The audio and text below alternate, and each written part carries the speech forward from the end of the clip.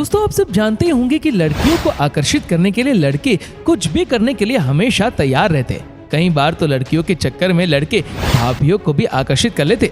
वैसे तो इस दुनिया में चिपकने वाली बहुत सी चीजें, फिर चाहे वो च्युइंगम हो या बीमा प्रतिनिधि हो या फिर आपका एक्स हो। लेकिन दोस्तों, अब जो मैं नाम लेने जा रहा हूँ वो हम सबके बचपन का पसंदीदा खिलौना रहा है। जी हाँ दोस्तों, चुंबक। ये एक जमाने में भारत के मध्यम वर्गीय और लोहार वर्गीय के बच्चों का सबसे प्रसिद्ध खिलौना हुआ करता था। और अगर किसी के पास बेलन वाली चुंबक हो तो फिर उसकी खातिरदारी ऐसे होती थी जैसे वो सिकंदर जैसा महान इंसान हो। मगर बचपन में इन सब से खेलते समय हमने कभी ये नहीं सोचा था कि चुंबक आती कहाँ से, बनती कैसे और क्या हम चुंबक घर में भी बना सकते। तो इन सारे बचपन के सवालों के जवाब आपको आज ही मिल जाएंगे इस छोटी सी वीडियो के अंदर, जिसको आपको लाइक भी जरूर करना है। चलिए शुरू करते हैं कैसे बनती है चुंबक। चुंबक बनाने के लिए लगभग 5 स्टेप से गुजरना पड़ता है, जिसमें सबसे पहली होती है मोल्ड मेकिंग। चुंबक ये सांचे यानी मोल्ड को बनाने के बाद उसको जिस शेप का चुंबक चाहिए होता है उस शेप के धातु में रेत को भर दिया जाता है और रेत भरने के बाद जो एक्स्ट्रा मिट्टी होती है उसे हटा दिया जाता है। अब इसके बाद इस रेत को मजबूत किया जाता है और ऐसा वैसा मजबूत नहीं, इसको एक पठार जितना मजबूत कर दिया जाता है, वो भी कुछ ही सेकंड्स में। इसके लिए उस सांचे को एक मशीन के अंदर रखा जाता है जो अपना हाइड्रोलिक प्रेशर डालती है और प्रेशर इतना ज्यादा होता है कि इस मिट्टी के सारे कण आपस में चिपक जाते हैं कि ठोस मजबूत रूप ले लेती है, जो कि अब आसानी से टूटने वाली नहीं।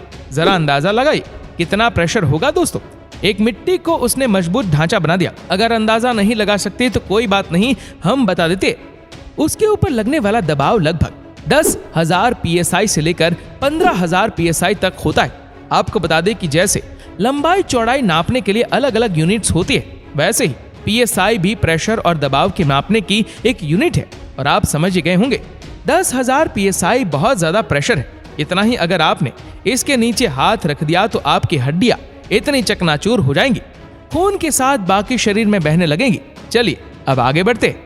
हीटिंग। जब अलग अलग डिजाइन के ढांचे बनकर तैयार हो जाते हैं तब इन ढांचों के लिए चुंबक का गोल भी तैयार करना पड़ता है। अब उस गोल को बनाने के लिए सामग्री में जो इस्तेमाल होता है वो होता है तांबा, कोबाल्ट, सल्फर, निकल, लोहा, एल्यूमिनियम और टाइटेनियम। अब आप सोच रहे होंगे कि सारी धातु की चीजें एक साथ मिलकर क्या करेंगे, तो आपको बता दें इन सबको पिघलाकर एक लिक्विड बनाया जाता है। इसके लिए इन सारी धातुओं को एक भट्टी में डाल दिया जाता है। इसे पिघलाना इतना आसान नहीं होता दोस्तों। 1600 डिग्री तक की आग और गर्मी इन्हें पिघला पाती है। देखिए कैसे कारीगर एक भट्टी में सारे धातु डाल रहे और मिला रहे जैसे कढ़ाई में गाजर का हलवा बन रहा है। खैर, ये जो लिक्विड तैयार होता है उसमें इतना आयरन होता है कि आप इसकी एक घूंट से आयरन मैन बन जाएंगे। ऐसा करने का सोचेंगे भी नहीं, क्योंकि लावा बहुत गर्म होता है। Cooling and boiling.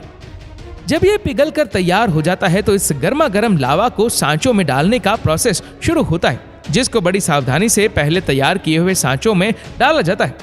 और जब एक बार ये उसमें अपनी जगह बना लेते हैं तो उन्हें ठंडा करने के लिए रख दिया जाता है, जिसमें तब तक रखा जाता है जब तक ये अपने सांचों में कड़क होकर वापस एक धातु नहीं बन जाते, जिसको आसानी से तोड़ा ना जा सके।